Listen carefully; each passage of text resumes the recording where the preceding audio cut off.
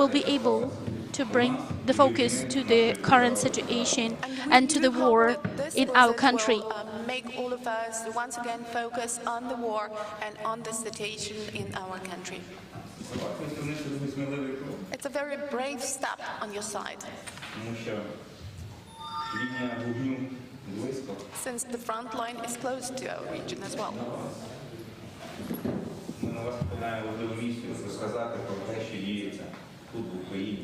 And that's why your mission is a very important one, to share the information about what is happening here in Ukraine. We are really grateful to Europe for its support of Ukraine.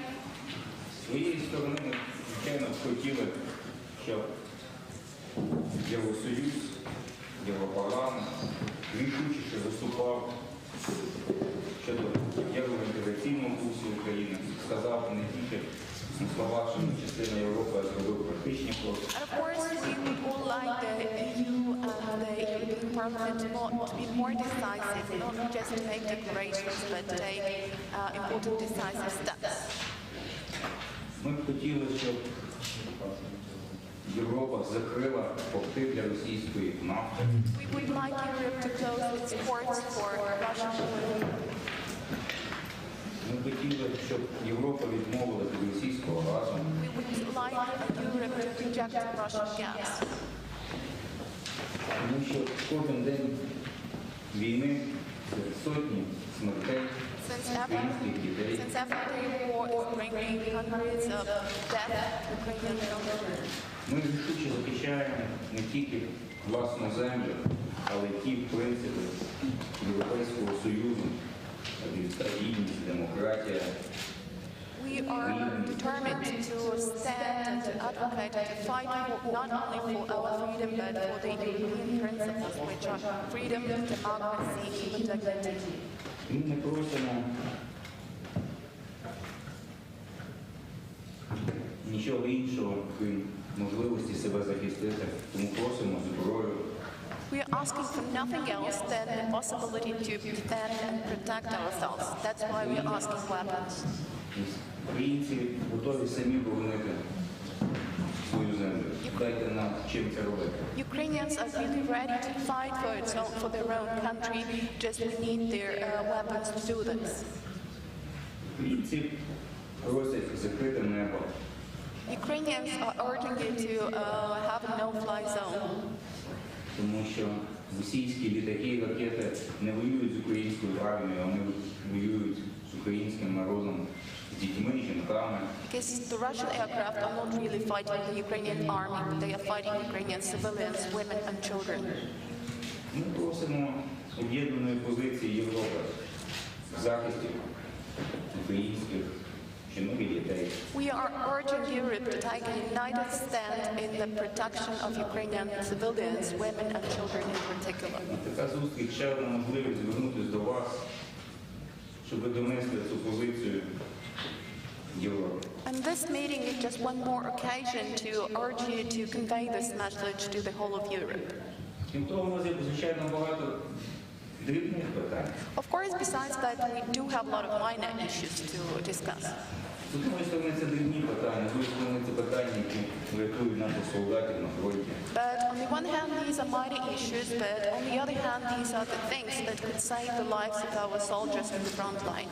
Для когось це 10 тисяч жилетів, мільйон доларів, для когось це 10 тисяч врятованих життів. For somebody, this is just 10 million bulletproof vests or $10 million dollars. But for somebody, it is 10 million saved lives. Для когось це кілька тисяч красок, а для когось це тисячі врятованих життів. And again, for somebody, it is several thousand helmets, while for somebody, it is thousands saved lives. Я хотів, щоб ви донесли, що ми переможемо. That's why I like you to convey the message that we will definitely win. Але ми закликаємо підтримати Україну в цей важкий час. But we are urging you to support Ukraine in this complicated period. Дякую за ваш візит. Thank you for your visit. Справді величезне дякую за ту допомогу, яку ви здійснюєте санкціями проти Росії. And we are really grateful to all of you for the support you're providing in the form of sanctions imposed on Russia. І тою військовою допомогою, яку ви здійснюєте. providing to Ukraine. Але на війні нема пружних полів. Є або добро, або зло. But you know, at wartime there is only black and white. Ми та сторона добра і світла. Тому, коли ви відключаєте російські банки від свіфта, то відключайте всіх із Сбербанком теж. That's why when you cut off Russian banks from SWIFT, please do it to all Russian Ми banks. бачили багато років подаванчасті рішення. Час прийшов бути рішучим. It's high time to pass decisive actions, decisive actions, because over a period of time we have seen some half decisions. Прийміть рішучі рішення, і ми переможемо. Дякую. Decisive action and we will definitely win. Я б хотів надати слово Андрію Івановичу Садовому, меру міста Львова. Now I would like to give the floor to the mayor of the Lviv, please go away. Шановний пане голово, шановна пані віце-прем'єр-міністр, шановні депутати, обласної Верховної Ради. Our old good friends. Dear ladies and gentlemen, dear head of the Lviv military administration, dear Prime Minister, dear members of the European Parliament. Today, Lviv, huge refugees center. During 2 weeks, Lviv hosts more 200,000 refugees. And every day we host new thousands of refugees. До сьогоднішнього часу ми не отримували жодної міжнародної допомоги. So we are hosting a lot of displaced persons, as you have heard, and by this time we haven't got any international assistance in this respect. Фактично, we completely rebuilt all schools, theaters, library, 500 закладів освіти і культури. Educational institutions and cultural institutions. Тисячі львів'ян, десятки тисяч львів'ян приймають біженців на себе вдома. So tens of thousands of Lviv residents are hosting displaced persons at their homes. Governor host, I am host, a lot of my colleagues host refugees. І я би дуже хотів, щоб світ це знав. And it would be really good if the world knew about that Щоб fact. представники міжнародних організацій були тут. The representatives of international institutions should be staying here, Щоб вони мали таку саму сміливість, яку маєте ви. and they should be as brave as you are. Тому що нам потрібні великі мобільні центри для розміщення людей з санітарією, з можливістю приготування їжі. Because we need some large mobile centers for hosting people, and these should be the centers equipped with all the sanitation things. Нам потрібні будинки, які легко можна скласти і дати людям можливість жити нормально. We need some portable houses which we could easily build, so to say, and people could live in them. Тобто через вокзал в день проходить 60 тисяч людей. Actually, we have the traffic of about 60,000 people through our railway station on a daily basis. Частина лишається тут, частина їде далі. Some of these people stay in Lviv region, while the others are moving І ми маємо forward. велику повагу до тих українців, які лишаються тут, тому що вони вірять в нашу швидку перемогу. And we really respect the Ukrainians who are staying in our territory here because they do believe in our quick victory. І вони розуміють, що нашу країну треба буде відбудовувати. And they do realize that we will all together need to rebuild our country. Львів'яни віддають все останнє, що вони мають. Lviv residents are really giving all they have to these Тобто people. утримання один день тимчасово переселенців – це орієнтовно $1 мільйон один день. One day of staying of all those displaced persons here is about $1 million. Тисячі волонтерів задіяні в обслуговуванні. We've got thousands of volunteers who are involved in servicing these people. Тому потрібна реальна фінансова підтримка. That's why we require real financial assistance. Потрібні продукти довготривалого зберігання. We require food with a long expiry period. Потрібні медикаменти. We need medications. Я щойно їздив на склад, на один з складів, куди приходить гуманітарна допомога. And I've just gone to one of the warehousing facilities to which the humanitarian aid is provided.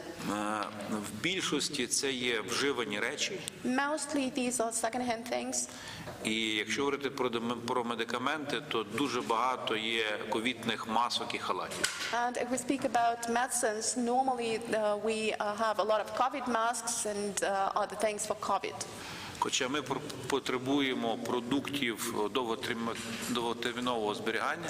Well, at the same time, we do require food with long shelf life. Тому що ми годуємо людей кожного дня. Because we have to provide food to people on a daily basis. Сніданки, обіди, вечері. This is breakfast and all the other meals. Ви можете сьогодні, завтра поїхати, подивитися, як це все організовано. You may go to any place and to see the way it is Можете organized. поїхати на вокзал, подивитися. You may go to the railway station to have a look at that. Будь-який з наших центрів. To any of our centers. Це найбільший в світі сьогодні центр прийому біженців. This is the largest hub, the largest center for hosting displaced persons now in the Ви world. будете здивовані, воно все працює як годинник. But it really works as a clock. Тому що ми з губернатором багато працювали ще перед тим. Ми розуміли, що нас чекають складні часи. That's because me and the head of the administration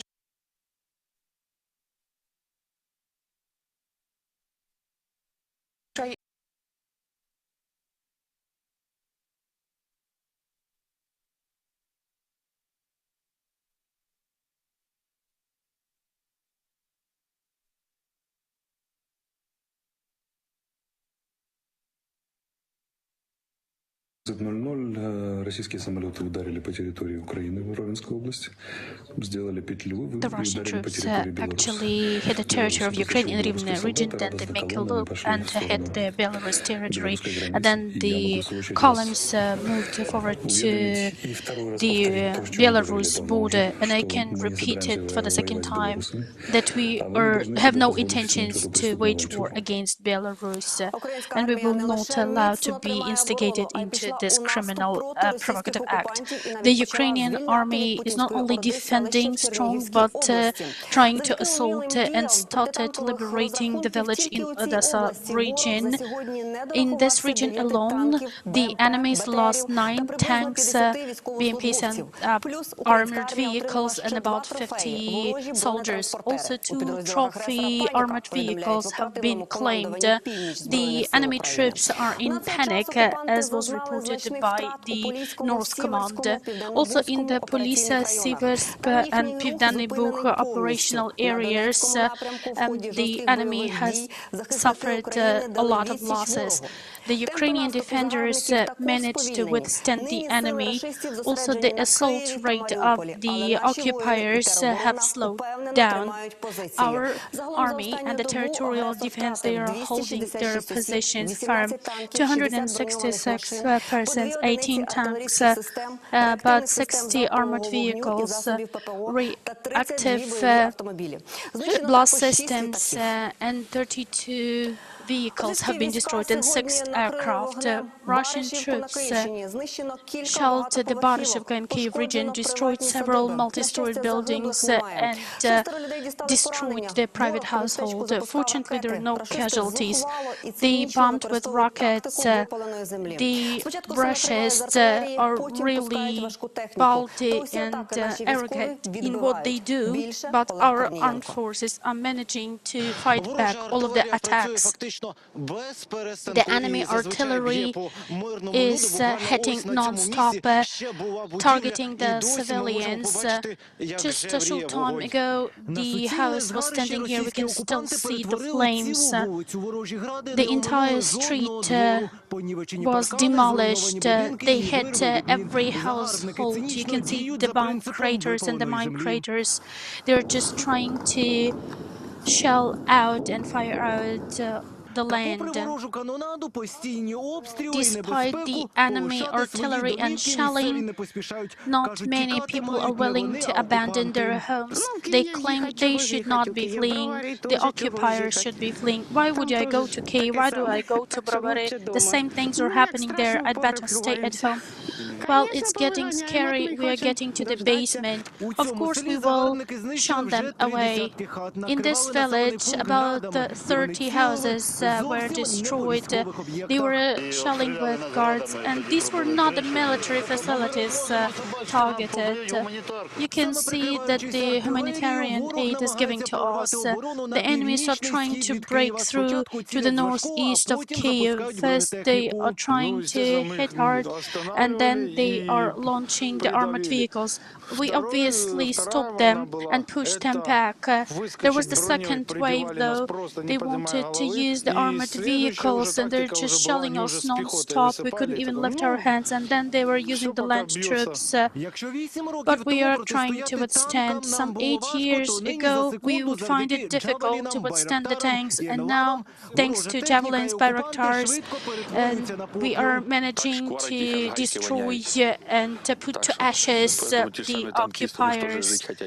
Right, the tank, they also want to, the tank operators, they want to live, but there is nothing to take away, because all of these 3 tank drivers would burn down to ashes to one little bottle. Several armored vehicles and a lot of manpower was destroyed. The occupiers are trying to smash everything to the ground, but their attempts are failing. This footage is symbolizing the fact that you can destroy the houses, but you will never destroy the people, the nation.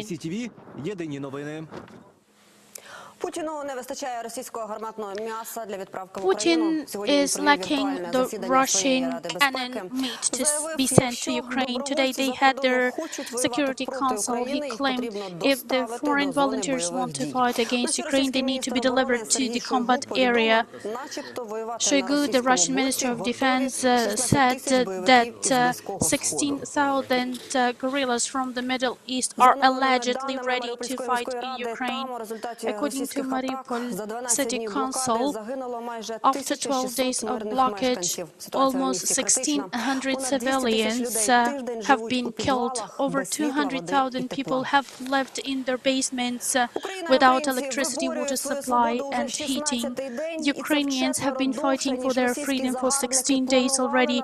It's 4 times longer than planned by the Russian occupiers.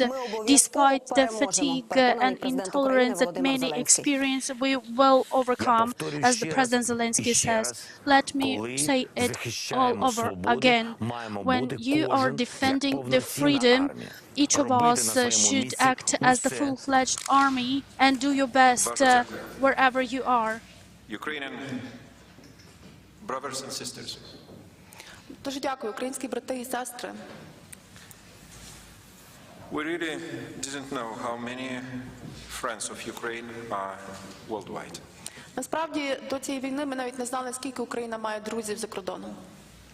Unfortunately, on the brink of this unbelievable, inhuman Russian aggression against Ukraine, we had to realize this.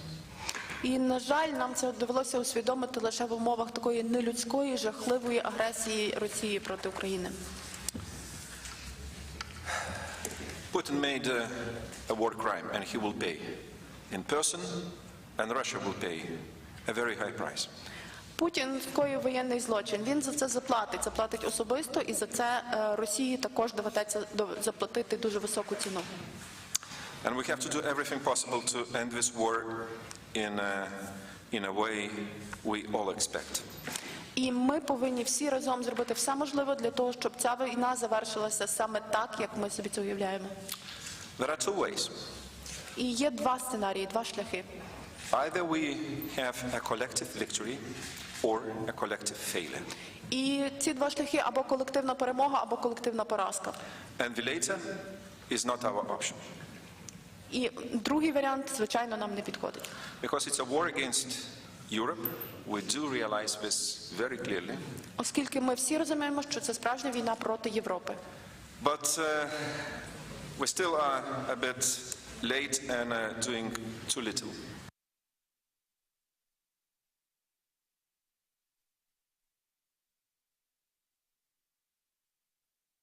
To help Ukraine. Але ми таки робимо замало і трошки з запізненням для того, щоб допомогти Україні. If I look back months and years back to even EU policy towards Ukraine, it was really less determined to move forward. Насправді, якщо переглянути місяці та роки політики Євросоюзу по відношенню до України, то, напевно, нам треба було рухатися набагато швидшими темпами. But again, I can tell you very frankly, I see such a change. Але я щиро можу вам сказати, що зараз я бачу дуже суттєві зміни. And there are very few in the European Parliament, those I openly call agents of Putin. І в Європарламенті насправді є дуже небагато осіб, яких я відверто можу назвати агентами Путіна. Between 20 and 30. Десь 20-30 чоловік, напевно. Who don't support our resolutions and our actions. Які не підтримують наші резолюції та наші дії. But you know, we disregard them. I mean, there is a very solid majority, and you have to know that you have every day more and more friends in the European Parliament. Але нам таки вдається з ними боротися, ігнорувати їх, оскільки в нас сформувалася переважаюча більшість, і ви мусите зрозуміти, що з кожним днем в Європарламенті вас стає все більше і більше прихильників. Now, our concern should be how to translate our support and sympathy into action, real action, supporting Ukraine and winning this war. І зараз основне наше завдання подумати про те, яким чином перетворити наші рішення, нашу підтримку у дії, таким чином, щоб Україна якнайшвидше виграла цю війну. And we should do even more sending humanitarian assistance, providing macro-financial assistance, as well as military ammunition assistance to Ukraine. І, звичайно, в першу чергу ми повинні ще більше посилити свою гуманітарну допомогу, яку надаємо Україні, також макрофінансову допомогу і військову допомогу. All formal decisions are made. Всі офіційні рішення приймаються. But probably one thing is clearly missing on the EU side. Вони вже фактично прийняті, але, напевно, бракує ще одного елементу. It's a candidate status of Ukraine. Це статус України як кандидата до вступу в Євросоюз. My personal opinion, in Versailles, the summit has failed. Didn't bring what we have expected. На мою думку, той саміт, який відбувся, не привів до тих результатів, яких ми очікували. I will never sign up by that summit conclusions. Never. Я ніколи би не підписався під рішеннями цього саміту. So that's why this excellent group, which is absolutely voluntary, and we organized this trip in a matter of 2 days. Саме тому ми, це чудова група, яка тут є на абсолютно добровільних основах, організувала цей візит до України. Ми його організували буквально за 2 дні. And again, we came to Lviv, which is an important historical city of Ukraine. І ви бачите, що ми прибули до Львова, оскільки це дуже важливе історичному ракурсі місто України. With idea to launch European Ukraine Forum. Оскільки нам спало на думку, що ми можемо створити так званий європейсько-український форум. Which is the main task, very simple. І завдання цього форуму буде дуже простим. To make everything possible to bring Ukraine to EU. Зробити все можливе для того, щоб Україна якнайшвидше стала членом Євросоюзу. I will not speak about the timeline. Не можу говорити тут про часові рамки. But we all need a lot of lobbying efforts, support, common reforms and more understanding, and of course, post-war Ukraine's reconstruction.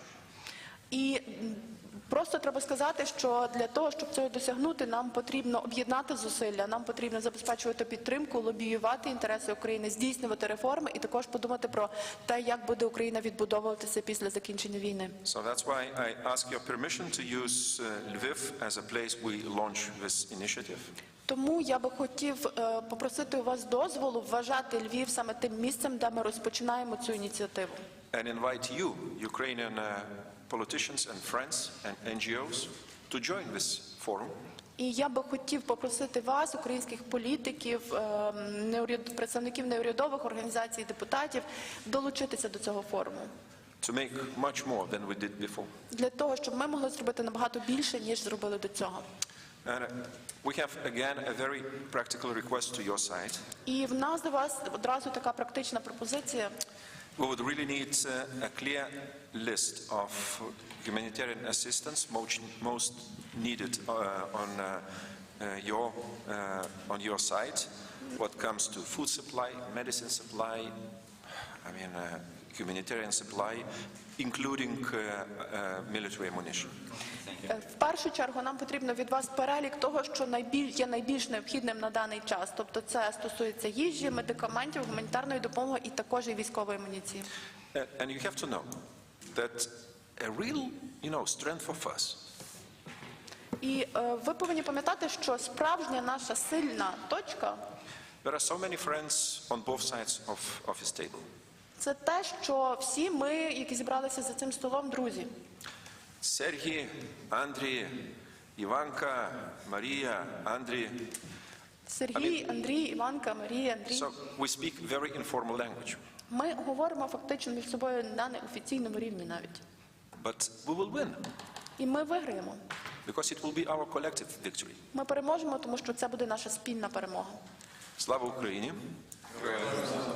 And let me to introduce my excellent colleagues who agreed to come at such a short notice. І дозвольте мені представити моїх колег, які погодилися за такий короткий час долучитися до цієї подорожі до України. And who will be absolutely ready to convey message on themselves. Viola von Kramon Taubudel, she representing Greens. Отже, Віола фон Крамон Таубодель, вона представляє зелених. And the rest of the team is Renew Europe. А всі решта члени команди це представники Renew Europe. And we will make Renew Ukraine. І ми, напевно, організуємо Renew Ukraine. Andreas Gluck. Андреас Глюк. He's from Germany. З Німеччини. Michal Šimečka, Міхал Шемечко. Slovakia. He's Deputy Speaker of European Parliament. Він заступник речника Європарламенту, голови Європарламенту. Future President of Slovakia. Я впевнений, що він майбутній президент Словаччини. Then I have Luis Garicano from Spain. Луїс Гарікан, який представляє Іспанію. And we have Dragoș Tudorache from Romania. І Драгош Тодораки з Румунії. So I think if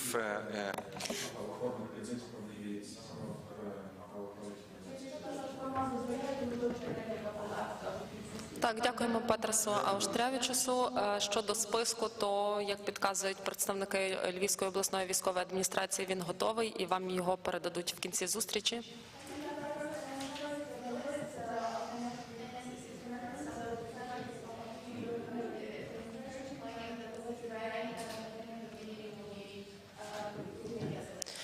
Дякую вам за представлення ваших колег і запрошуємо до слова пані Віолу. And Viola, the floor is yours. Thank you so much for receiving us today. I cannot tell you how much pain I felt during the last 14-15 days. I suffer as much as you suffer, maybe less physically, but the same mental, psychological pressure you feel. So let me tell you, we are friends of Ukraine, and even we do not deliver enough, but we really try to push our people in power to make everything possible that Ukraine wins this war. Отже, я в першу чергу хочу вам подякувати за те, що ви сьогодні з нами зустрілися. І я навіть не можу сказати вам на словах, описати, який біль я відчувала упродовж цих 14-15 днів війни. Можете мені повірити, що я, можливо, страждаю так само, як ви, не на фізичному рівні, але на психологічному рівні я страждаю настільки ж сильно. Ми ваші друзі, і, можливо, ми робимо недостатньо, однак ми намагаємося справді докласти максимум зусиль для того, щоб максимально наблизити перемогу і допомогти народу України. Petras has described the situation in the European Parliament, and there is an overwhelming majority, and this always has been.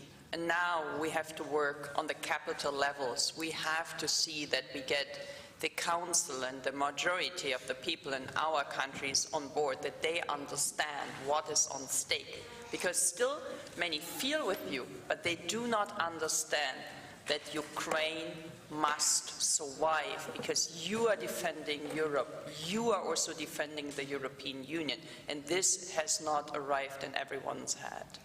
Отже, Петрос уже коротко описав ситуацію в Європарламенті. Ви, мабуть, зрозуміли, що там уже давно є переважаюча більшість, яка може приймати рішення на користь України.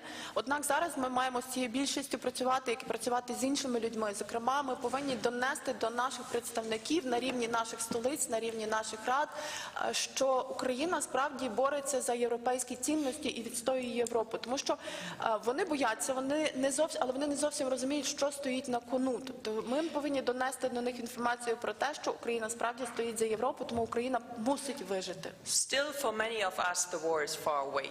So we are very post-heroic society. And we cannot really, not we as European parliamentarians, but many in our society cannot really understand why this patriotism is now necessary for the society as such to mobilize all the forces you need. And we are so privileged to be a post-heroic society, but you are the real heroes. You are still in the face of a war where we need these heroes to survive and to stabilize this country. Отже, дуже багато людей мають страх, мають побоювання, але вони ще не розуміють про те, що зараз є необхідним певний патріотизм. Адже війна від нас все-таки далеко, зізнаємося щиро.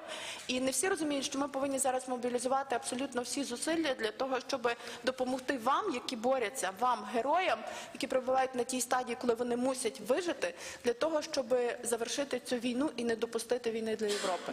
And therefore, I will convey every message which is necessary. I mean, we are in constant exchange with many of you around the table here. We will definitely continue, and I hope at one point we will come to a free, independent, sovereign Ukraine in the old, let's say, territorial borders. This is what we strive for, and if we can get some more information what is necessary on the humanitarian military side, we are more than happy to take them home. Тому я готова передавати абсолютно будь-яке повідомлення, будь-який меседж європейській аудиторії.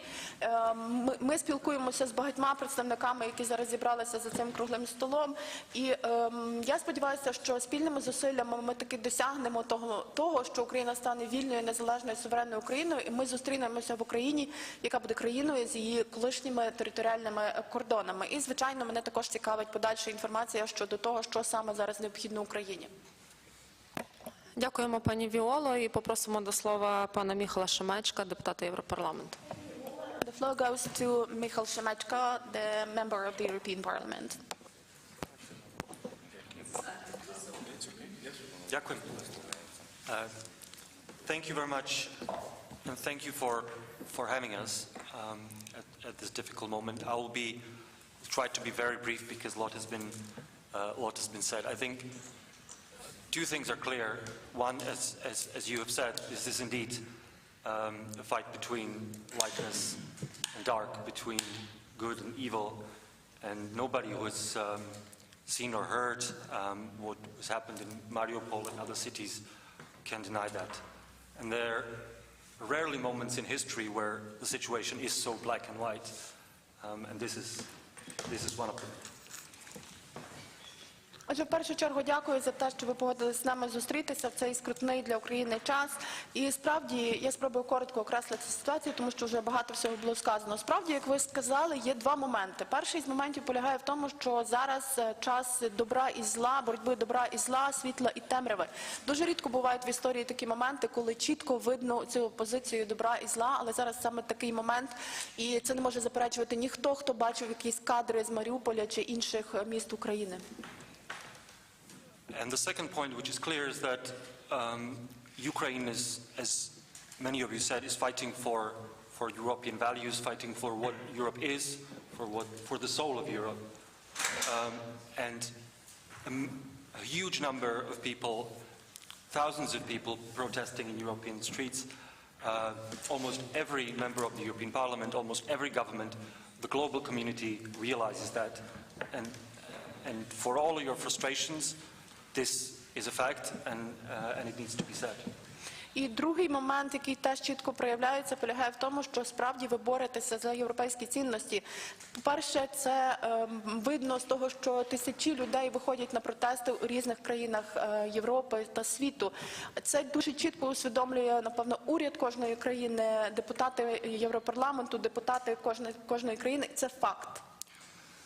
And I can understand, and I do understand the frustration with Europe or with the West, that there should be more weapons, there should be more sanctions. We, as the European Union, should stop financing Putin's war machine through gas and oil.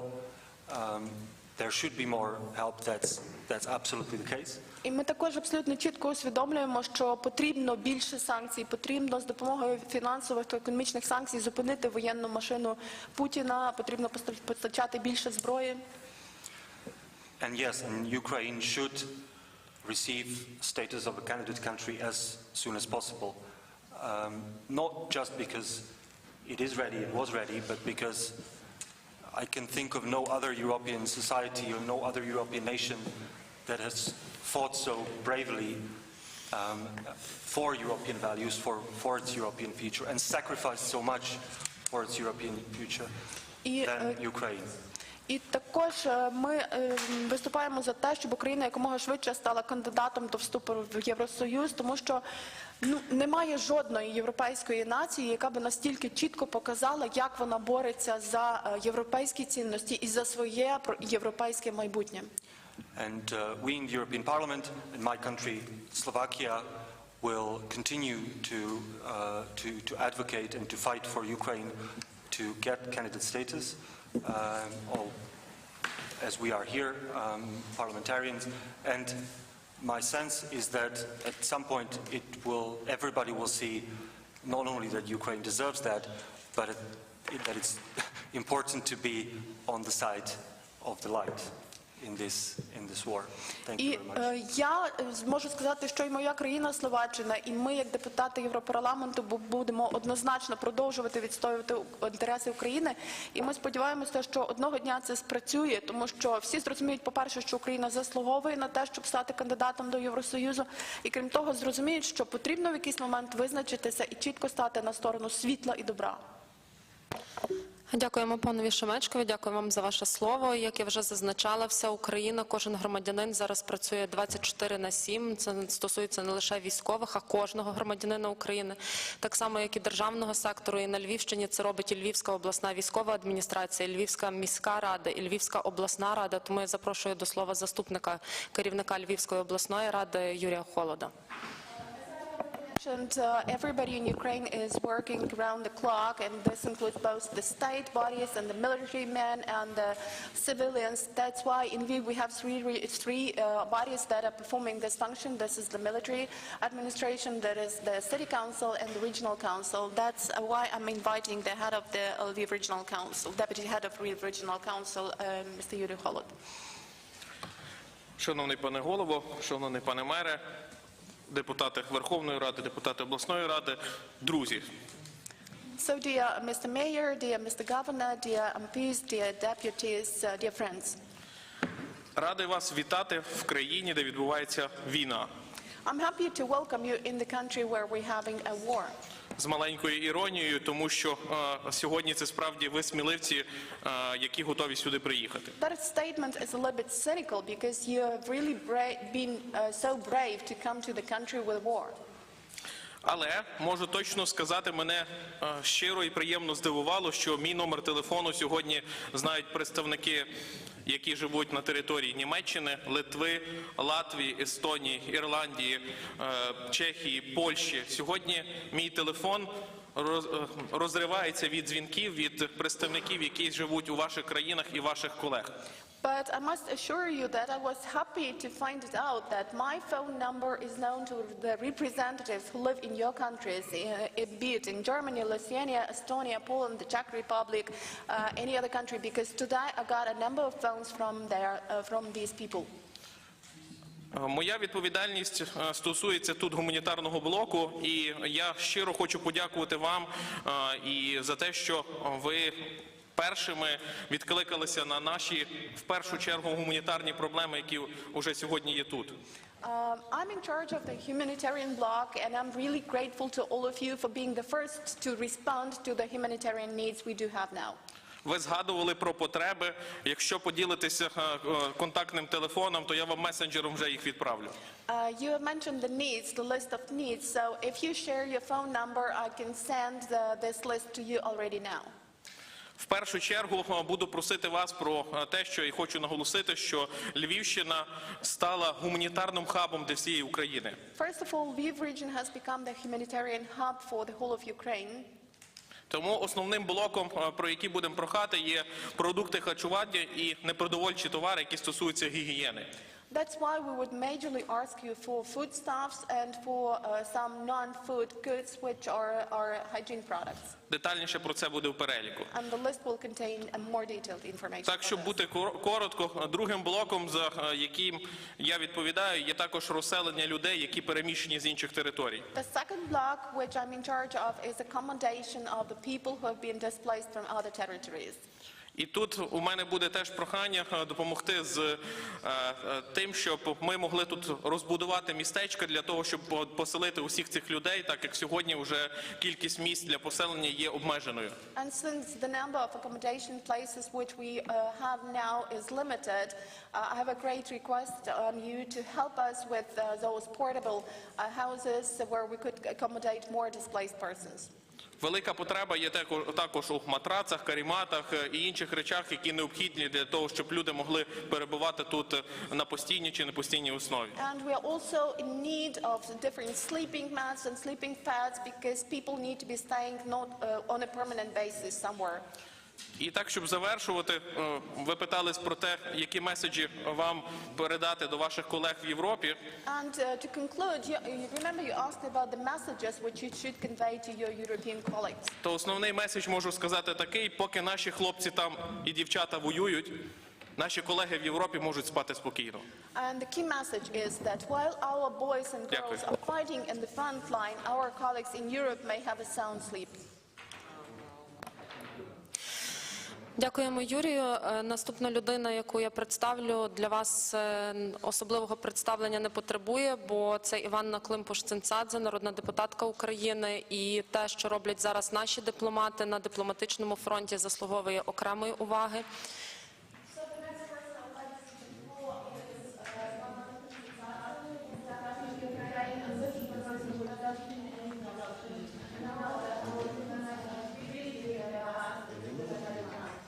Бо вони б'ються до останнього, сподіваючись на те, що інколи здається неможливим, але розраховують на всі 100% на вашу підтримку.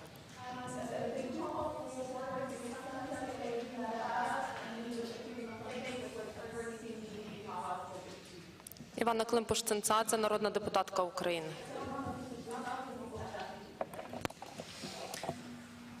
Дякую. Dear friends, first of all, thank you for coming.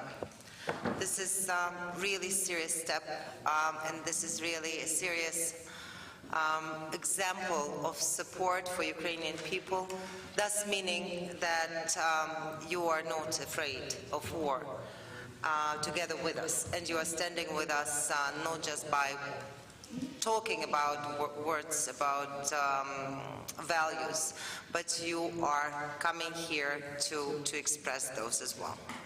Отже, дуже дякую, шановні колеги, за те, що ви сюди приїхали, оскільки це справді серйозний крок. Ви показали, що ви не лише на словах підтримуєте Україну, а що ви не боїтеся приїхати до цієї країни і надати нам справжню реальну підтримку. Не знаю, українською чи англійською, я не дуже щось розумію, українською.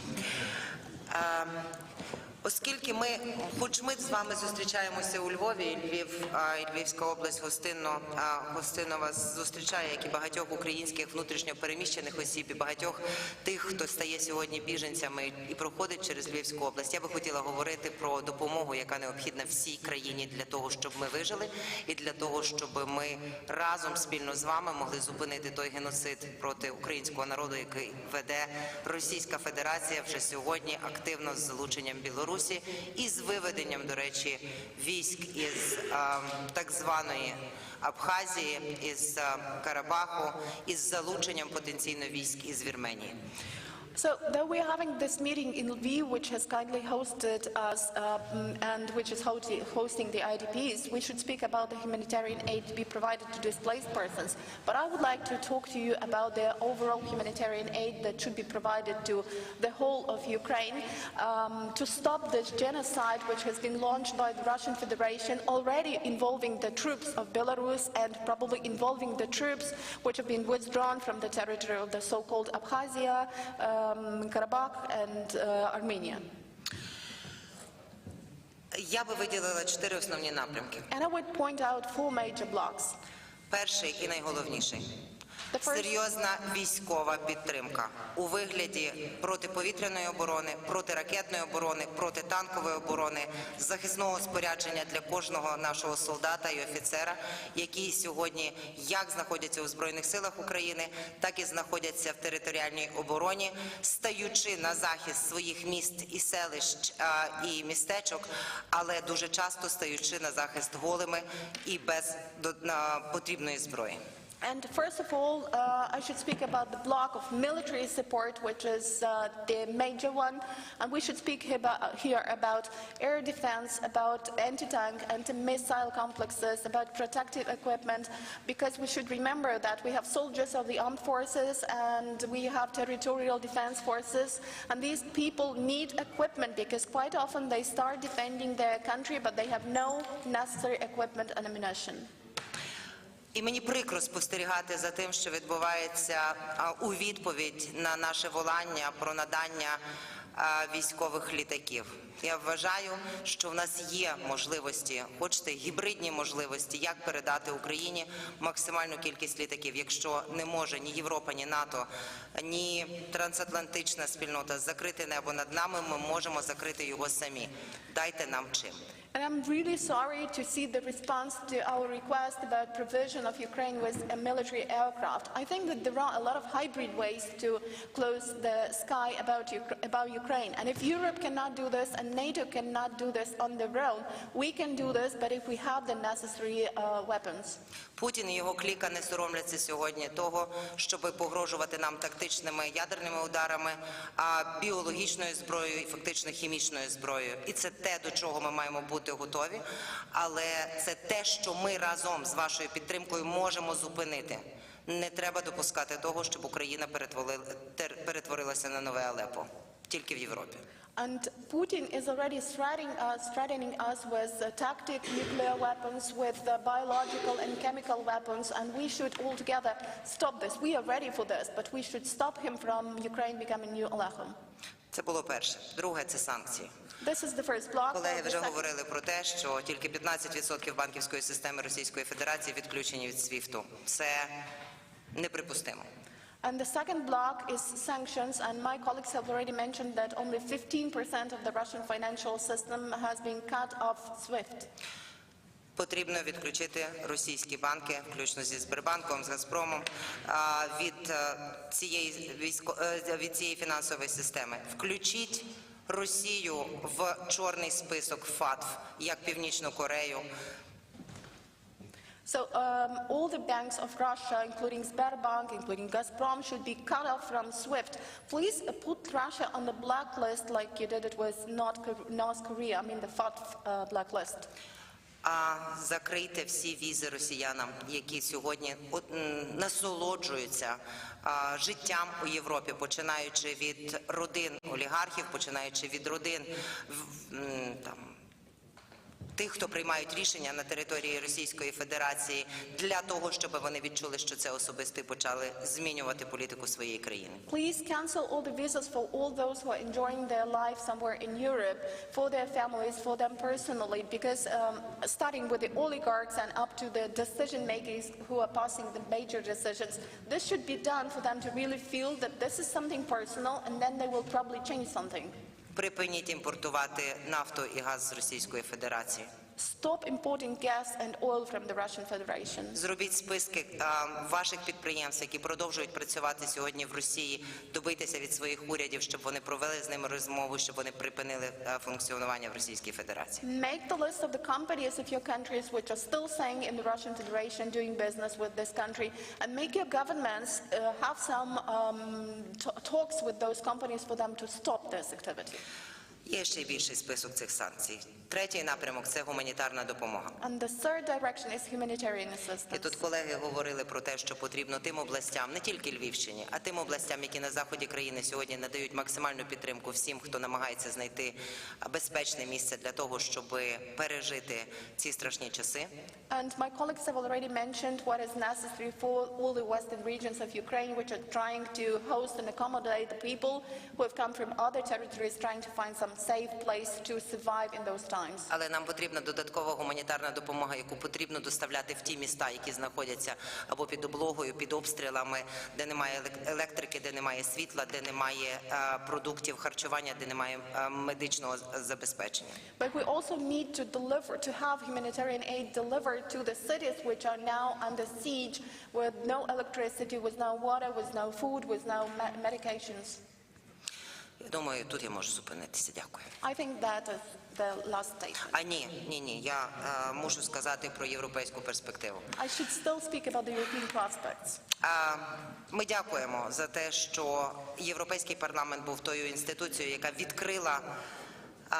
відкрила двері для можливості розгляду кандидатського статусу України. Ви політично зробили все від вас залежне.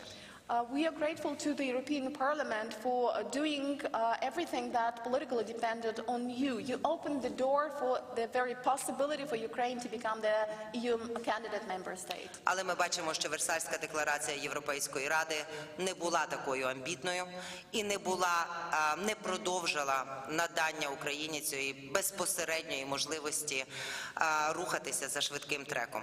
But we can see that the Versailles Declaration of the European Union, of the European Council, was not that ambitious, and unfortunately it did not provide Ukraine with the opportunity to move along this fast-track accession procedure. Ви, як європейські парламентарі, ми, як українські, я сподіваюся, спільно з вами зараз тиснутимемо на Європейську комісію для того, щоб її рішення було адекватним і для того, щоб вона таки відкрила можливість до наступного саміту Європейської Ради, який відбудеться 21 чи 22 березня, для того, щоб це рішення для України було позитивним і відповідно до 49 статті Європейського договору Україні було надано статус країни-кандидата. Це потім потребуватиме величезної роботи для того, щоб ми були готові реально вступити. Ми це все прекрасно розуміємо, але таким чином ви підтримаєте українських людей і ви підтримаєте український народ, який кров'ю платить за цінності, а не на папері пише декларації про цінності. Дякую. And I guess that we as Ukrainian parliamentarians and you as members of the European Parliament will do joint work, and this will lead to a situation when, during the formal official summit that is due to take place on the 21st or 22nd of March, the decision of the European Commission will be already adequate. And then, of course, there will be a lot of work to do for us to really be ready for joining the EU. But at least this will pave the way for our becoming a member of the EU. Дякуємо, пані Іванно. І я запрошую до слова Марію Іонову, ще одного бійця дипломатичного фронту, народну депутатку України. One more diplomat of Ukraine People's Deputy. Дякую. Чесно кажучи, ми зараз більше так англійською готові говорити, знаєте, бо дуже багато спілкуємося, але українською теж вийде. Дорогі друзі, ви завжди були тією інституцією, які нас дуже розуміли завжди і дійсно відвідували і лінію фронту з 2014 року, і ви завжди усвідомлювали на 3 кроки вперед, що буде робити Путін. So, dear friends, you have really always been the institution which has supported us, and you have been to the front line, starting with the beginning of events in 2014, and you have always realized everything 3 steps forward, so to say. Але дійсно ми потребуємо вашої допомоги тиснути уряди і парламенти країн Європейського Союзу, країн НАТО для того, щоб ми досягли спільної перемоги. But we do require your assistance in exerting pressure on the governments of EU countries, NATO countries, on the parliamentarians of those countries for us to have victory. Ми знаємо, що ви поїдете з України з історіями, які вражають весь світ. We know that you will leave Ukraine having in your portfolio the stories which really impress the whole world. Мер Городне, Чернігівська область, застрелився сьогодні, тому що не захотів співпрацювати з російськими окупаційними військами. So today the mayor of Horodno in Chernihiv region shot himself because he didn't want to collaborate with the occupants. Ви знаєте, що мер Маріуполя зараз в блокаді 11-й день. You know that the mayor of Mariupol has been staying under the blockade for 11 Мер days. Мелітополя був взятий в заручники. Ніхто не знає зараз, яка його доля. Mayor of Melitopol has been taken hostage as nobody knows what his У fate нас now is. героїчні мери і Миколаєва, і Херсона, і навіть маленьких містечок на Луганщині. Mayors of Mykolaiv, Kherson, and even small cities in Luhansk region are real heroes. Мер Гостомеля був вбитий, який біля Києва містечко. The mayor of Hostomel, which is in the outskirts of Kyiv, was killed. Ви завжди дуже багато уваги приділяли реформі децентралізації, допомагали і технічно, і фінансово. You've always been paying a lot of attention to decentralization reform. You have been helping both financially and technically. І, на жаль, так само і ваші зусилля зараз розбомблені забороненими різними бомбами і ракетами. And unfortunately, it is also your effort that is now being destroyed and has been destroyed with banned mines and missiles. Вчора чи сьогодні, ми вже, вибачте, заплутались в датах, був розбомблений будинок для психоневрологічний диспансер, де 330 людей мають ментальні проблеми, і 30 з них лежачі, не рухаються. Yesterday or today, we already get confused about the dates. There was an attack, a shelling of the neurological hospital with 330 people, and 30 people are in wheelchairs. They don't move. Тобто колеги праві, що вони борються, Путін бореться з українською нацією, з українським населенням, щоб просто нас прибрати з мапи світу. That's why my colleagues have been right in saying that Putin is really fighting the Ukrainian nation, and he's just trying to remove Ukraine and Ukrainian nation from the map of the world. І тому ми просимо no-fly zone. That's why we are urging you to introduce a Тому ми no-fly просимо zone. літаки. That's why we are urging you to provide aircraft to us. Літаки, щоб захистити інфраструктуру і забезпечити зелені коридори. We need this to provide to protect our infrastructure and to ensure green corridors. Якщо б ми були захищені з неба, повірте, росіяни би не мали іншого шляху, як відкрити гуманітарні коридори. You know, if we were really protected in the air, there would be no other way for Russians than to open up humanitarian corridors. Ви знаєте, що дуже багато, Петрас, і ваш парламент прийняв резолюцію про no-fly zone. I know that a lot of parliaments, in particular your parliament, Petras, have made the resolution about no-fly zone Це introduction. політичне рішення, але let's do flash mob. Of course, it's a political decision, but let's do flash mob. Тобто змінювати так само думку в ваших країнах. You need to change the opinions of opinion leaders in your countries. І знаєте, коли діти Путіна сидять в Швейцарії або десь в Нідерландах, або ще десь, ну, розумієте, це просто виглядає як знущання над українською нацією, коли діти Путіна п'ють каву і їдять круасани. And you know, when Putin's children are staying somewhere in Switzerland or the Netherlands drinking coffee and eating croissants, that looks as an abuse and an offense to the Ukrainian nation. Тому час – це життя. Життя українців. Time is life. This is the life of Ukrainians. І ми знаємо, що ви сміливі. І ми просимо вашу любов розподілити на інші країни і уряди. Але як можна скоріше. And we know that you are brave. That's why we are urging you to share your love for us and your support with other parliaments and other countries, but please try to do this as quickly as possible. Ми так само розуміємо, що деякі країни Європейського Союзу мають вибори. We also know that some countries of the EU have impending election. Але якщо Україна програє виборів у Франції і у інших країнах Європейського Союзу не буде. But if Ukraine loses, there will be no election in France or other EU member states. Ми вас запрошуємо на марш миру, який може бути в Києві, так само лідерів ваших країн. І мені здається, що так само ми світу покажемо, що ми всі united і ми всі разом поборемо диктатора і міжнародного терориста.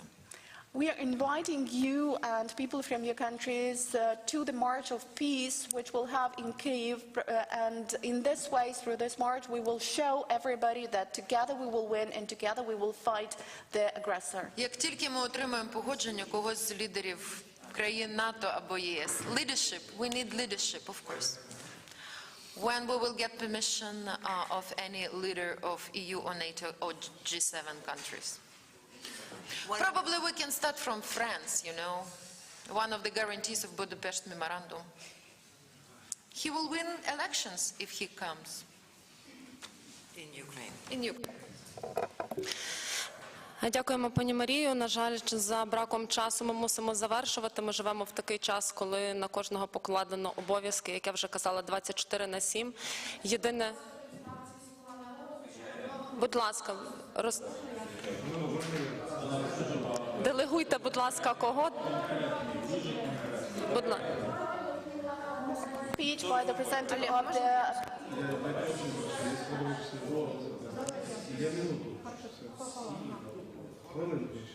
Будь ласка. Тарасов Олег, фракція політичної партії «Слуга народу», депутат. Я від аграрного комітету. Дуже вдячний вам за ту підтримку, яку ви робите зараз для України.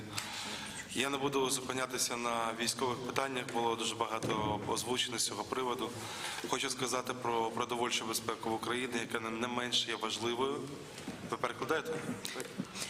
So I'm the representative of the People's Servant faction, and I represent the Agrarian Committee. So I'm really grateful to you for all your support, but I would not like to speak about the military components, since a lot has been said about that. But let me speak about the food security, which is also really important. Яка зараз є не менш важлива, ніж воєнна.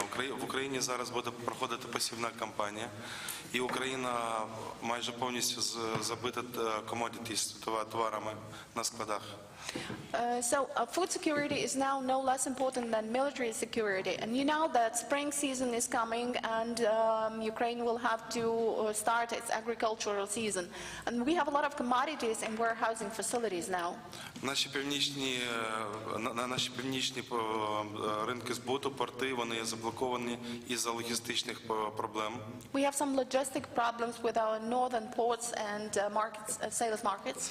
Тому в мене велике прохання, як від всієї України, як від аграрного комітету, забезпечте, будь ласка, ринки збуту на нашої продукції у Європу, для поповнення обігових коштів в Україні, для проведення посівної кампанії. So our great request, both from me as the representative of the Agrarian Committee and from the whole of Ukraine, is please arrange the sales market for us, for our commodities. We need to sell the commodities in order to get floating assets and to ensure our farming. It's very important, або для кінцевого споживання, або для транзиту. This is important both in terms of transit and of final consumption. Також я прошу повпливати на таку організацію, як ФАО, яка зараз повністю не робить ніяких заяв, хоча розуміє, що є дуже велика проблема в світі. Вона буде із-за проблеми посівної в Україні. And please, I would urge you to somehow influence the FAO organization, because it knows that there will be a major problem with this, but it's not doing anything. It's not making any declarations or statements, but otherwise we are going to have a problem with the farming in Ukraine this spring. FAO. FAO, Food Agrarian Organization. Яку саме допомогу ви хочете? What exactly, what would you need? Заяви ФАО, вона повністю мовчить. It just keeps silent. This organization... But what would you Але need? яку саме допомогу ви хочете? What would you need? Щоб вони на весь світ сказали про проблему в Україні, що немає збуту продукції, що немає що треба проводити посівну, що Україна, що 40% ВВП України – це аграрний сектор, що дуже багато країн залежить від продукції сільськогосподарської України.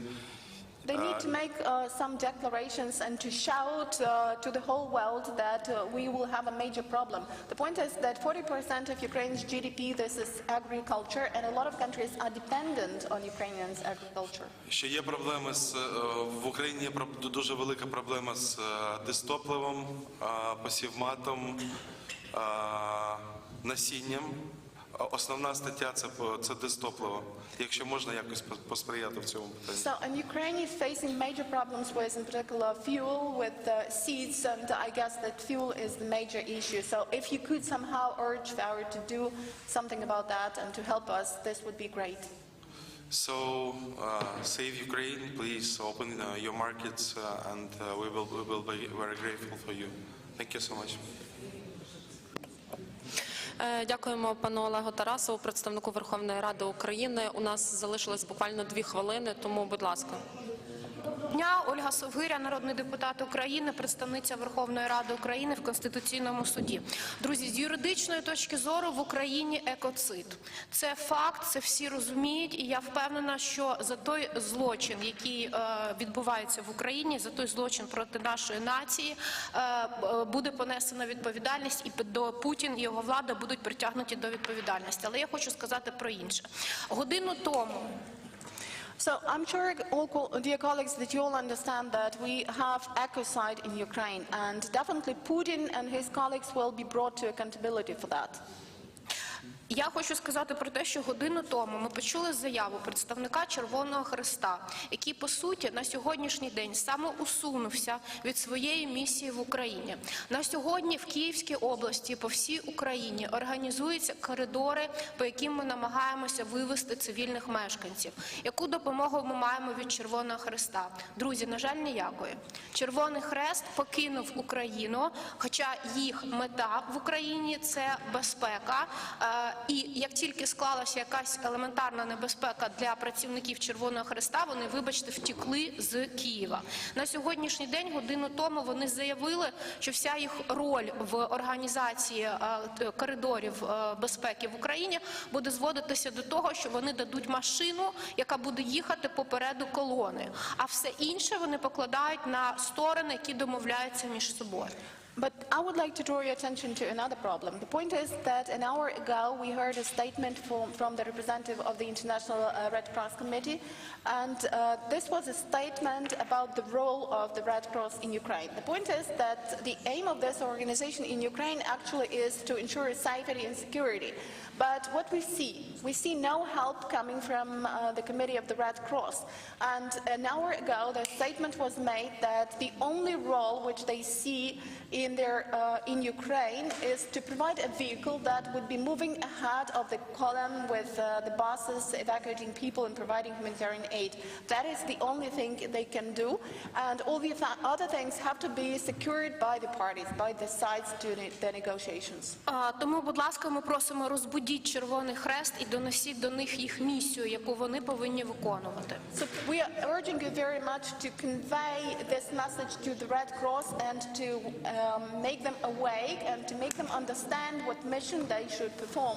По-друге, ми просимо вжити всіх можливих заходів щодо блокування морських портів для будь-яких суден Російської Федерації. And also we are urging you to take all possible steps to block the seaports for any ships of the Russian Federation. І по-третє, як науковець, як професор з конституційного права, я прошу вас вжити заходів для того, щоб допомогти нам зберегти наш студентський науковий потенціал. І щоб в ваших державах, за прикладом Польщі, були вжиті заходи до максимальної підтримки наших студентів, наших науковців, наших викладачів, тому що ми повинні перемогти і відбудувати Україну. Для цього нам потрібен інтелектуальний потенціал. Дякую. And as a researcher and as a professor of constitutional law, I'm very much urging you to support our country, to support its students, professors, researchers, scientists, teachers, because if you follow the example of Poland, you will see that they are doing this. We really need, in order to rebuild our country after the war, we really need some academic, scientific and research potential. Дякуємо, пані Ольго. На жаль, час і обставини працюють проти нас. Ми дуже сподіваємося, що за інших умов ми зможемо приділити вам більше часу. За останні 2 тижні в Україні загинула 71 дитина. Це станом лише на вчора. Тисячі дітей залишилися без батьків, в них немає мамів, татів. Більшість дітей, які змушені щодня спускатися в підземелля і питатися своїх батьків, чому батьки з інших країн не можуть допомогти їм захистити їх.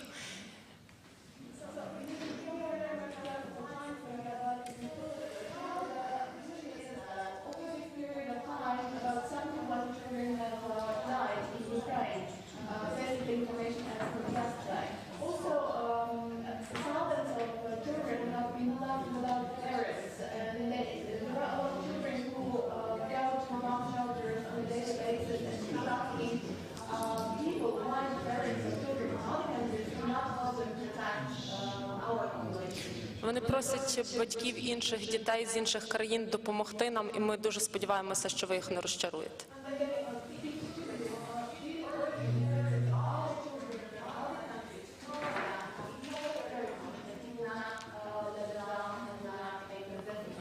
Дякую вам дуже за вашу підтримку і сподіваємося, що ми зустрінемося тут за інших умов.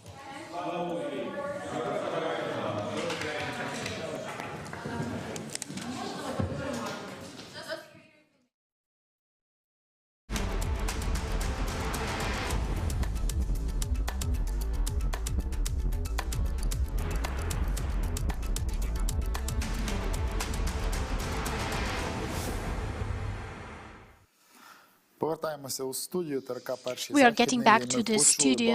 This is the first Western television company. We have heard a lot of nice words of support. We do hope that it will translate into actions coming from our partners from Europe.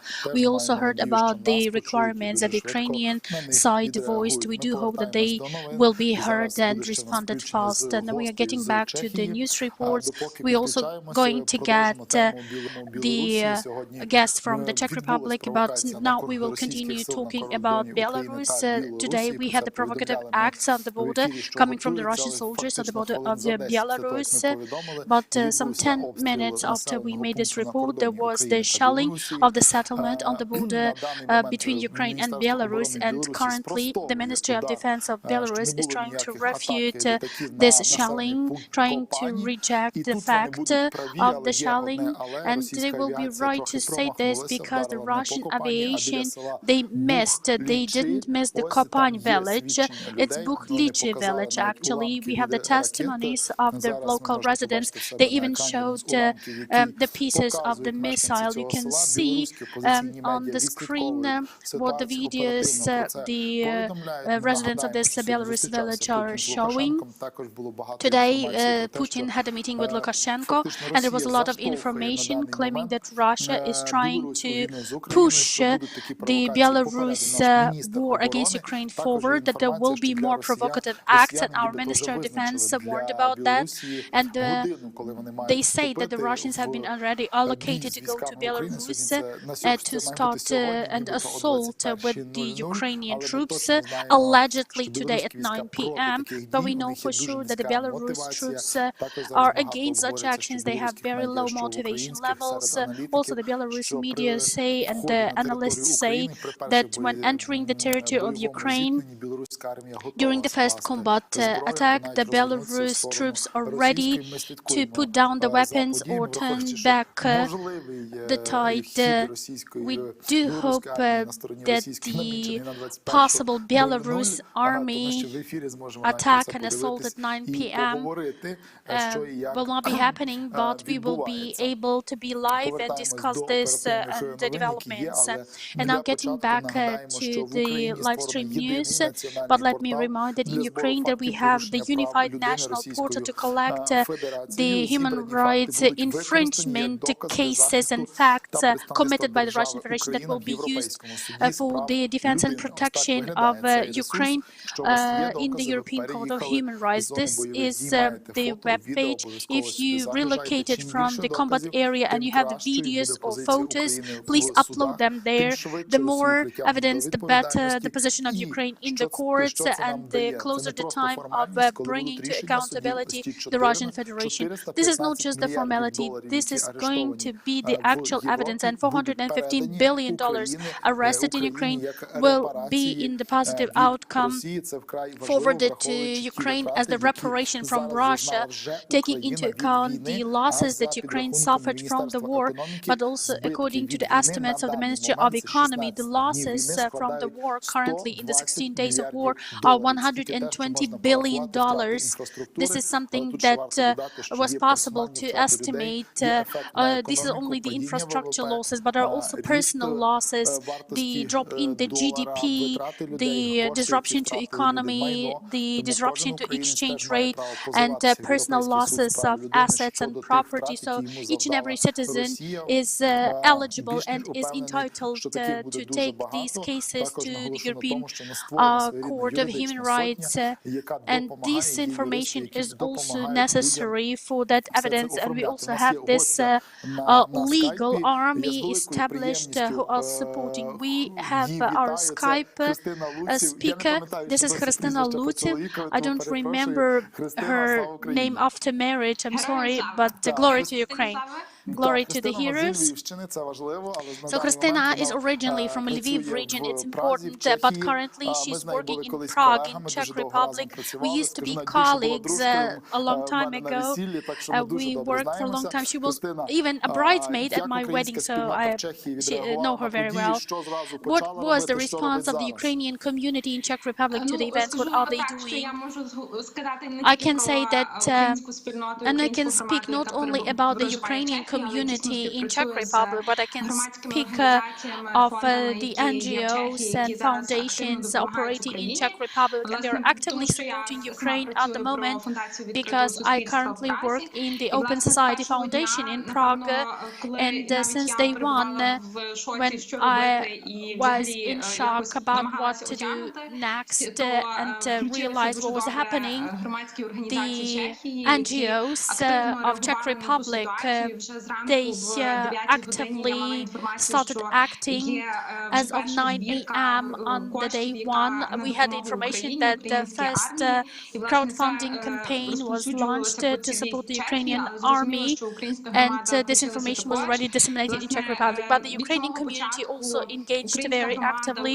Since the very beginning, the Ukrainian community and the Ukrainian NGOs that are numerous in Czech Republic, they organized a lot of humanitarian assistance deliveries, and they organized the logistics to deliver the humanitarian assistance to the borders of Ukraine.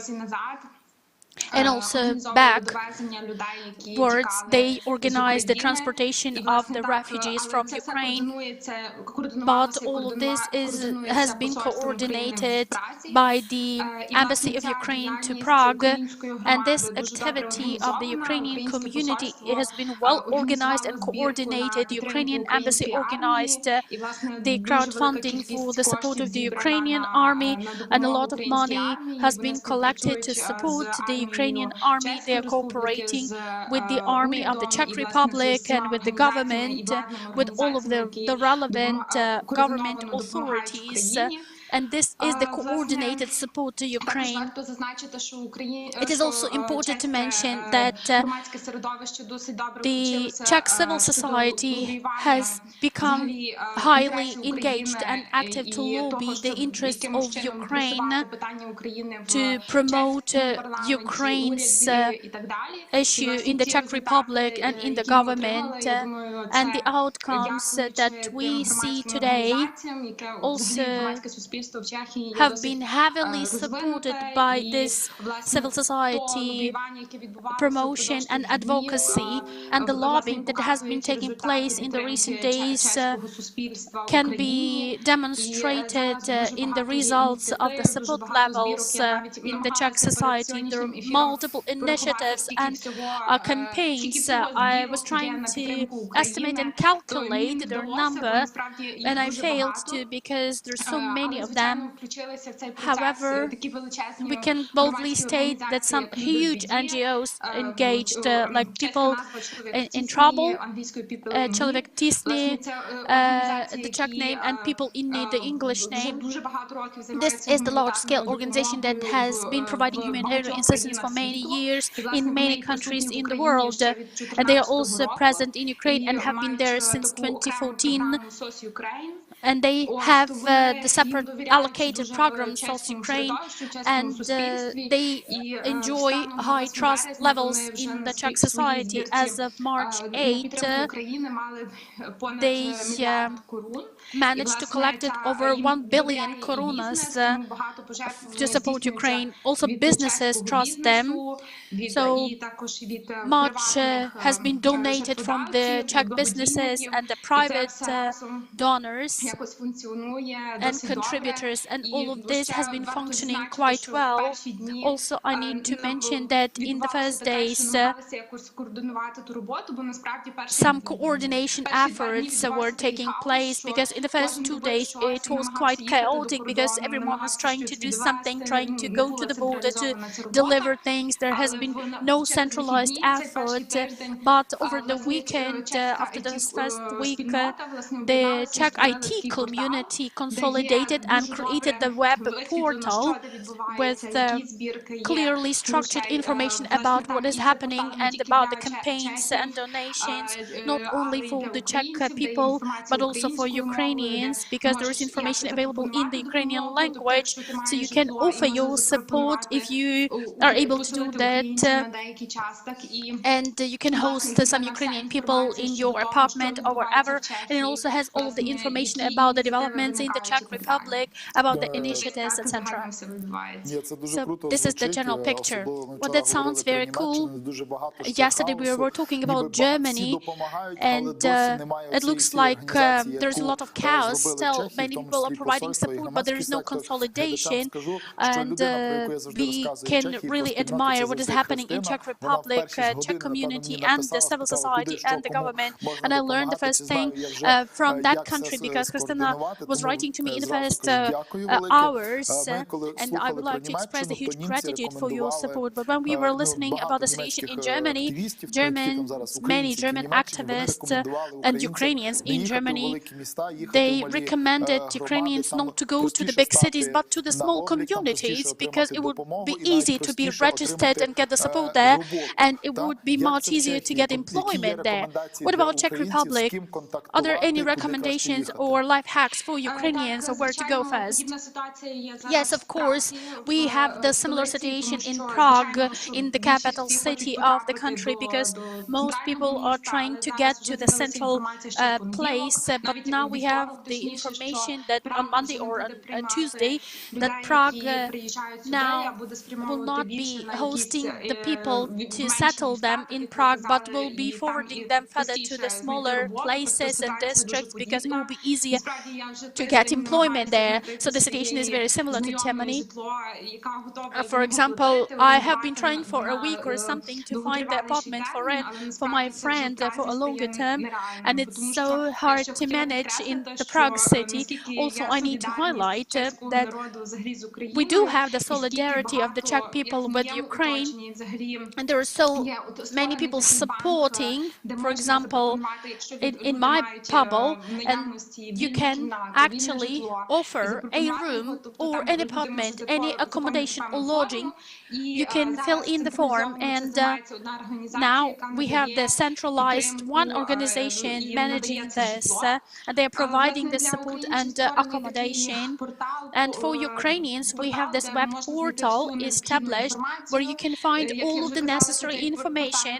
And as I have already mentioned, the web portal that the Czech IT community created, that's one thing, but there is, of course, the web page of the embassy is informative, but there's also the Pomoc Ukraine portal, the help to Ukraine with all of the consolidated information.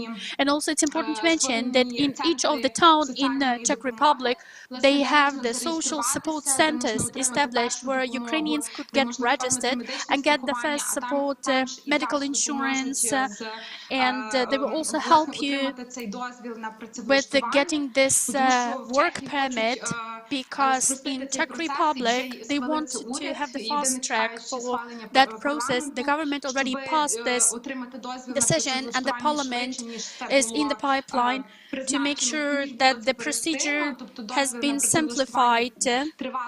So this work permit used to require a month or more to get. Now they want to get the fast track.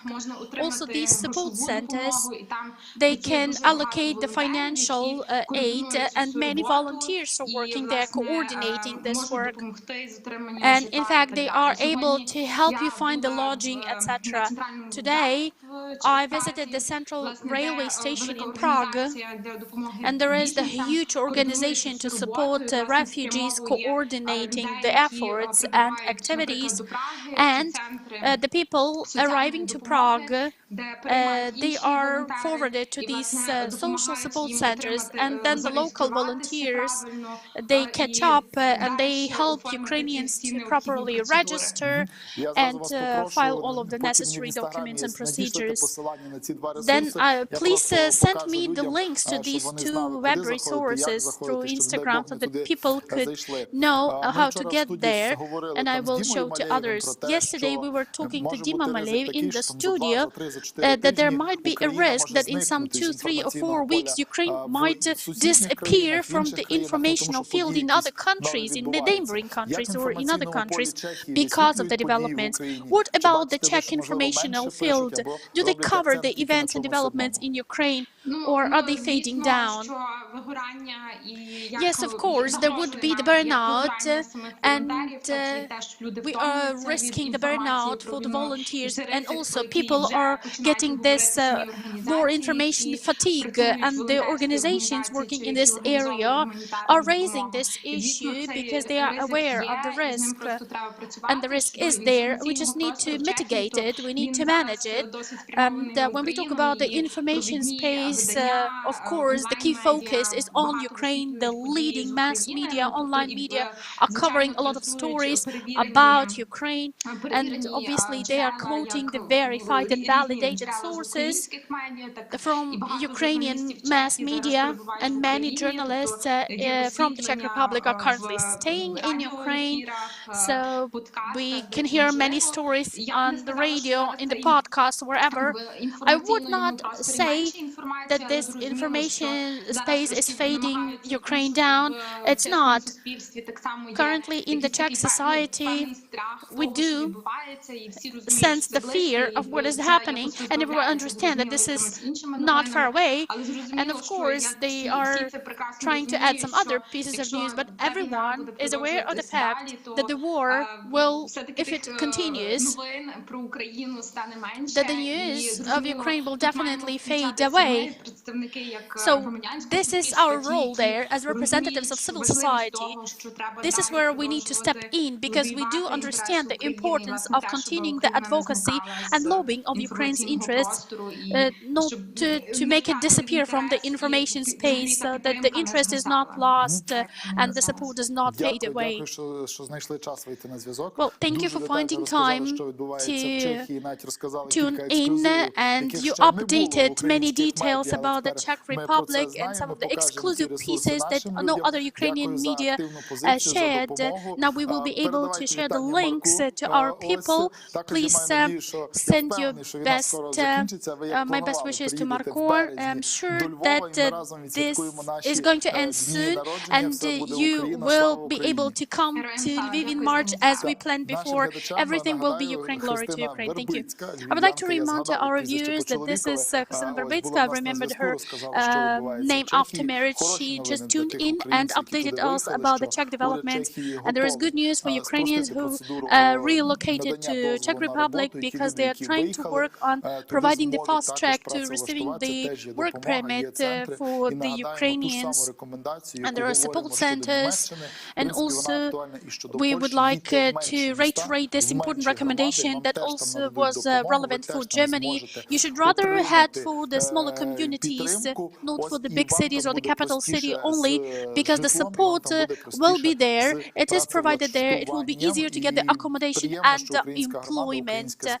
And it's nice to know that the Ukrainian community is proactive in Czech Republic to coordinate the activities with our embassy. And now getting back to the news in Ukraine, Ukrainian railways, they are informing that they are trying to work according to the schedule. They launched a new web resource for the passengers. This is how it looks. Well, as good as it gets, the Ukrainian railways have finally updated their resources, although in such the calamity circumstances, there is a lot of information for the passengers, and there is update for the evacuation trains. The time could be changing because of the developments and the situation and the city of departure. Also, the Ukrainian railways continue to inform that they continue delivering the humanitarian assistance, and since the time of Russia's assault on Ukraine, they have delivered almost 484 cargoes and almost 4.3 thousand tons of humanitarian assistance, and they are doing this free of charge because, of course, you need to help during the war, and the Ukrainian railways are trying to do the estimates of the number of passengers. And since the start of the armed aggression of Russia, the Ukrainian railways have evacuated about 250,000 children, which is about 13% of the total number of passengers traveling by rail. Yesterday, we informed that the European Commission are developing the plan of action how to reject the Russian oil and gas and to shift to the green energy and renewable energy. We already have the updated information that the plan has been presented how to reject the oil and gas from Russia.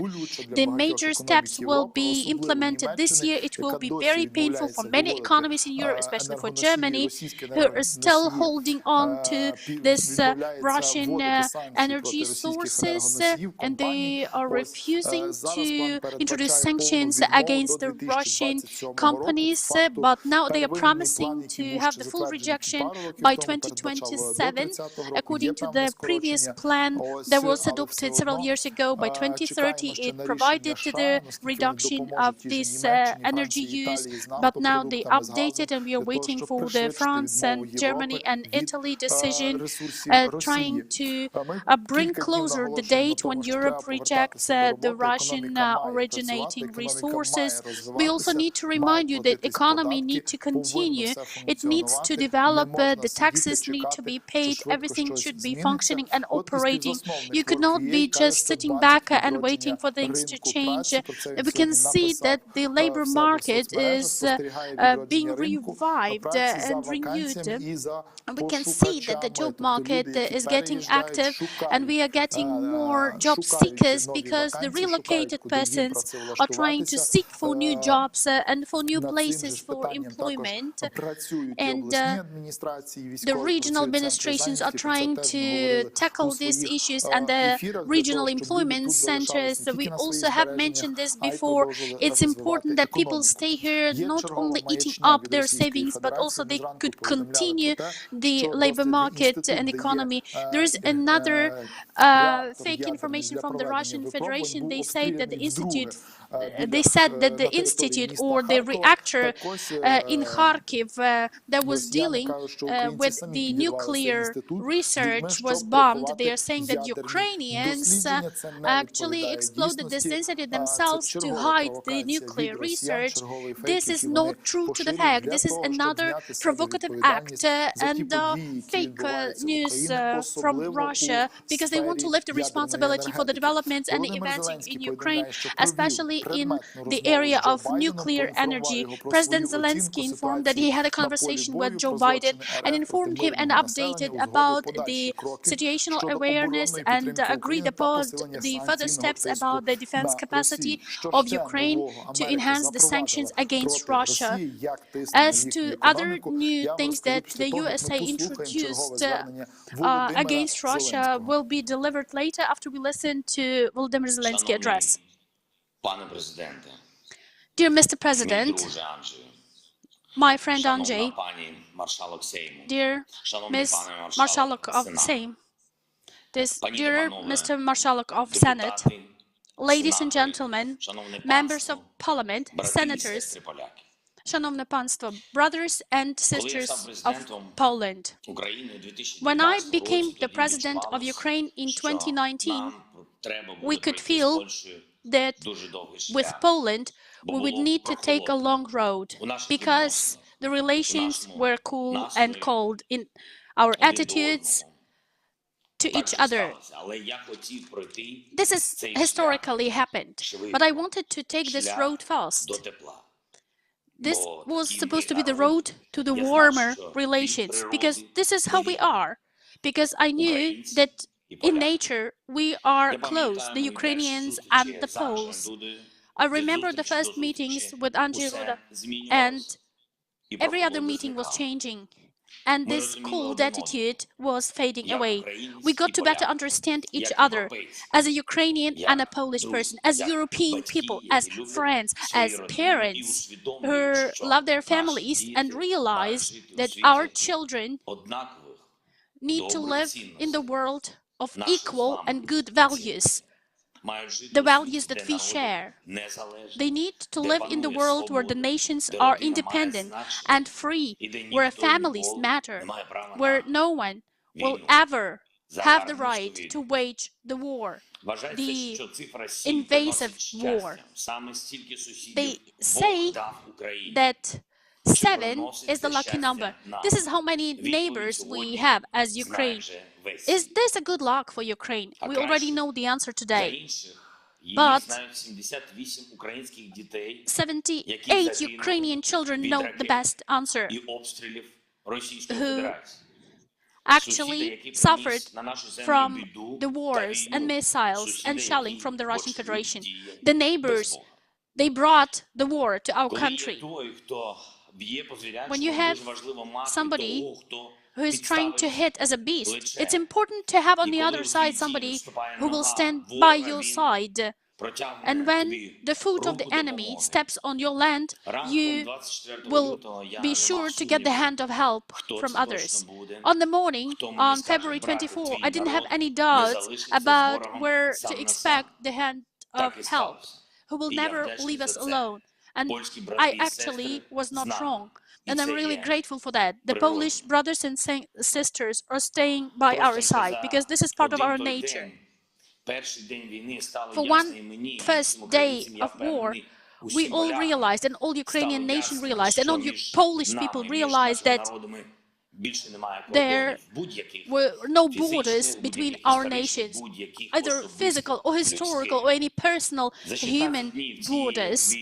Over the 16 days of this war, the Ukrainian pride and Polish dignity, Ukrainian courage in the combat, and Polish genuine support to us allow me to say the important words that between our nations we do have peace. The peace between the family, the peace between the brothers. And now I want these words to be heard by our shared neighbors, the Belarus nation. We are between the family members, the neighbors, the brothers, and we also need to bring them along, and we will. Dear Polish nation, brothers and sisters from Poland, you're very different and diverse, and There were attempts to show and manifest that Ukrainians and Poles are living different ways. I would try to recall Lev Kaczynski's words, the late president, that he said in Tbilisi in 2008. He said, "We know very well that today is Georgia, tomorrow Ukraine, and the day after tomorrow the Baltic states. And then someday Putin will reach our country, Poland." On February 24, this scary and horrible tomorrow actually happened. The tomorrow that President Kaczynski mentioned and meant. And today we are really fighting to make sure that this horrendous day never happens to Poland or other countries.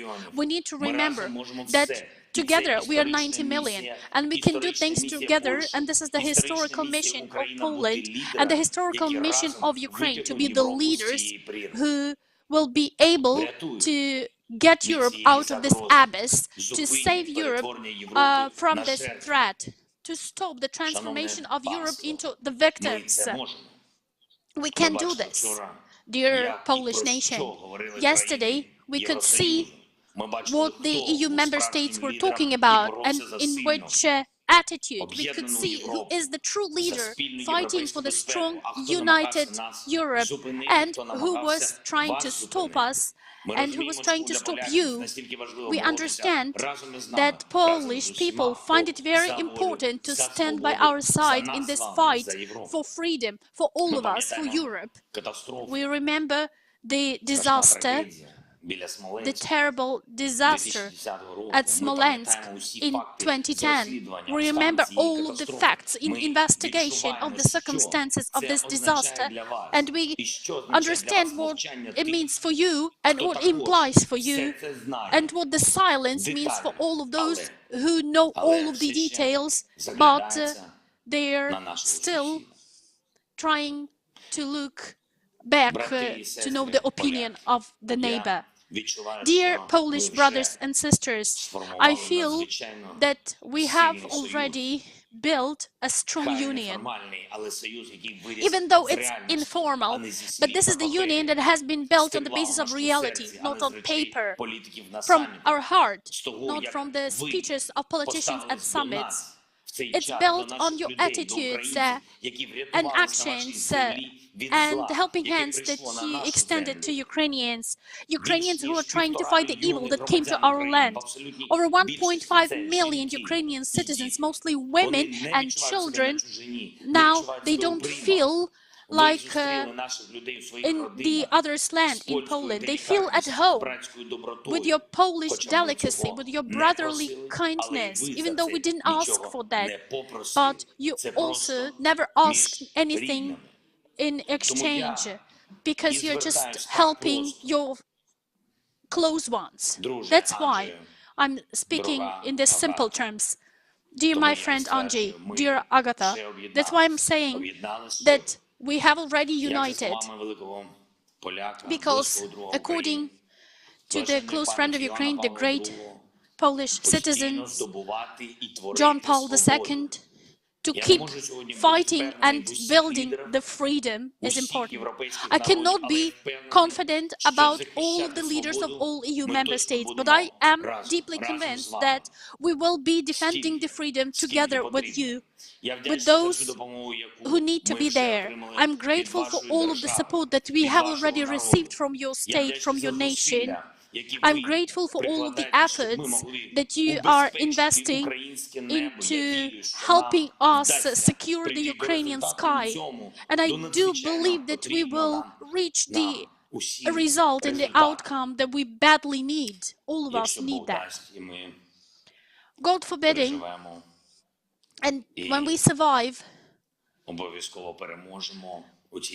when we shall win the war, we will share the victory with our brothers and sisters. This is about our grandeur, and this is about your grandeur. This is the fight for our freedom, and this is the fight for your freedom. This is the shared history of the grand nations. And may God help us in getting this victory. Niech żyje Polska. Niech żyje wolna Polska, niech żyje wolna Ukraina. Попри те, що біженців на Львівському залізничному вокзалі поменшало, площа Двірцева і The Lviv railway station has fewer refugees. Still, we have many tents active with life. The volunteers have already consolidated and organized their work, and you can get the information. You can get the food, the medication, or the warm clothes. People are asking, "Can you give me some gloves for the kid, or warm boots or shoes?" Because they could be wearing, you know, the flip-flops. They're asking for the warm socks, the toilet paper, the toothbrush, or they are saying, "We are going to Kyiv. Can you give us anything so that we could provide and deliver this to people in Kyiv?" And we're just packing this up, and we are really taking care of security, checking the passport, etc. We asked for the pants, and they give us. Now they will give us the shampoos or the washing powders, whatever you need. Everyone is tired and feeling the despair. This lady is fleeing with her family from Kramatorsk. She left everything, abandoned everything to save the children. We just left everything. We needed to save the children. Otherwise, we needed to stay in the basement because, you know, the kid, the child, she is afraid of everything. Now this lady has 3 little kids, and they traveled for 4 days from Kharkiv to Lviv. First, we were driving in the car, then we abandoned the car, and then we are going to the border. How about the kids? How are they managing? It's very hard. It's very hard for them. Kharkiv has been demolished almost to the ground. But what about the trains? Well, there are the trains.